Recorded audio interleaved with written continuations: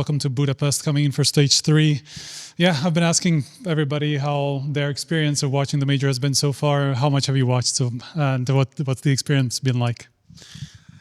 Well, I didn't watch every games, but of course there were two games at the same time, sometime, etc. But I watch a lot because it's so fun to watch a major when you're home and you know that you're gonna play the next stage. Well, it's a bit fun. Stage 1 was unpredictable. Stage 2 went a bit crazy as well. So yeah, it was fun. Any surprises from your side? Yeah, a bit. Of course, Parivision going to stage 3, I think is the biggest one for now. Some teams losing. FaZe never dies. We all know that. But no, beside that, I think it's been normal.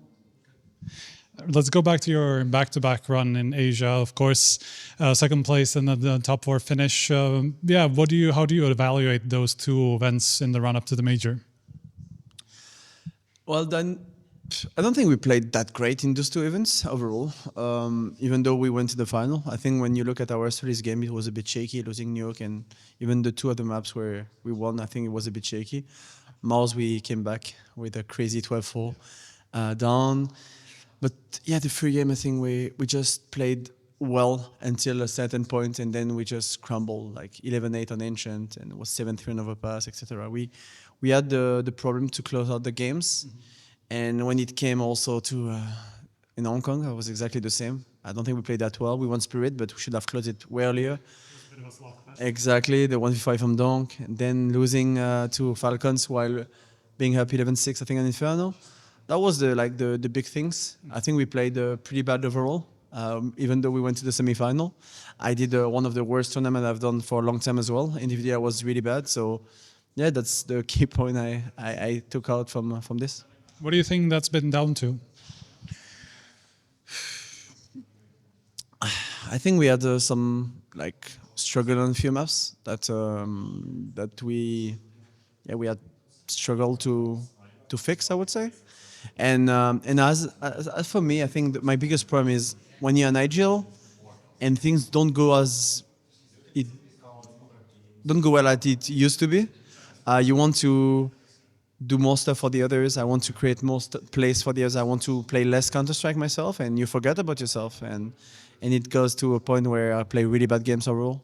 And that's what's happening. So for me, it's important, and I'm also like a player, and I need to shoot.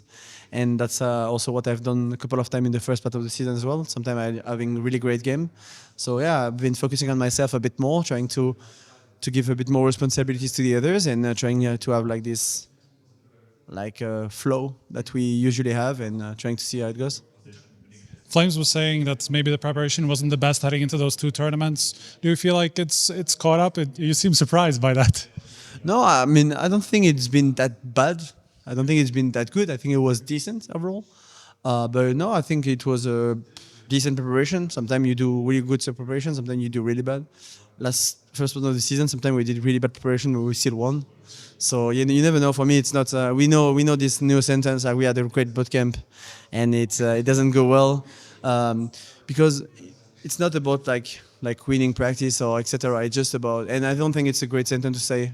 So I don't know. I think it was decent, but not bad. At least the Hong Kong one. Yeah, I mean, when we spoke to Flamesy back at the Unconfirmed, he was talking about your dominant run, and I was asking him how practice went. He said it wasn't that great, actually. You lost a lot of games in that run. It depends. Sometimes we were playing really well, sometimes really bad. Sometimes we had day where, against Fnatic, where we got smashed. Other days where we played really well. So yeah, no, it's normal, when you have so many days of practice, sometimes you have days off and you don't give exactly the best and you try stuff that has not working against the opponent, but you need to try to see if it's gonna work and to do them again and again. So yeah, I think sometimes it's just not winning the practice, it's just about learning and trying to work on stuff like strats you haven't done forever or whatever. So I'm not calling to win, that's for sure. So what's the prep been looking like for this major? What was the schedule like? Well, we had the week off after Hong Kong because we had, I think, almost 20 days of travel because we went a bit early for some sponsors in Chengdu. So it was actually really long. I got really tired. Mostly we didn't have the best hotel in Hong Kong, and I remember that it was tough for me to sleep there. I felt like I was in military, working in a really small room. So now it was pretty tough, and I got really tired from that trip. So we had a week off. It went good for everyone to get some more energy, and then we had 4 or 5 days prac at home, 5 practice a day, and then coming here for a small boot camp before the tournament starts. So yeah, we're here for 5 days now. We acclimate to the place, and yeah, that's been it's been good. I like the way we practice and trying to improve and trying to add new stuff as usual in the good amount of time and at the same time short amount of time. Yeah, FaZe matchup up first. You spoke about it earlier. FaZe never dies. I'm sure you looked through all their run because you're about to play them in the first game, of course. What did you think? It's FaZe. FaZe, of course, for the last 2 years, except the major last year, they haven't been like at their best. We all know that. And this year, even worse, I would say. But they had some still deep run in EPL where we play each other. They're still alive here in this tournament. You never know what to expect from them. Sometimes they can play really bad. We could see like some really bad stuff from them, but sometimes they can play really good as well. Because they are FaZe, they have great players, and they have also like a good machine overall. So it's a best of one. They already played before in the tournament, so you never know what to expect. For me, I remember the Austin when we arrived. We played Legacy. We got smashed. So it's never easy to play against a team that played 2 stages before. So for us, it's just gonna be like trying to give our best energy at the beginning and trying to play the best CS possible straight away because they have the advantage of the field, I would say. Yeah, do you see them that this could be kind of the classic FaZe story where they get to charge up over the tournaments, and then become a bit scary heading into the big stuff? Even Jacob was having some good games, after pretty rough first stage. So what do you think about how scary are they as an opponent right now? For me, I'm not thinking about the overall. I don't really care. For me, it's just that best of one because it's the best of one and it's scary. We all know that M12 best of one. I hope it's going to be the last major with that because imagine the whole year you play best of 3 at every tournament and the most important one in the same day you play 2 best of 1. So no, it's tough, but yeah, I think they can always show up. We know that you can always show up if Frozen and Twist play the level and Berkey stepping up a bit. Jacob played a good game and Carrigan goes well and have some rounds. We all know they can be dangerous. So yeah, maybe they can bring it. I don't know if they can do it on the consistent level yet, but they can be dangerous, that's for sure. And they can be dangerous tomorrow in the best of 1.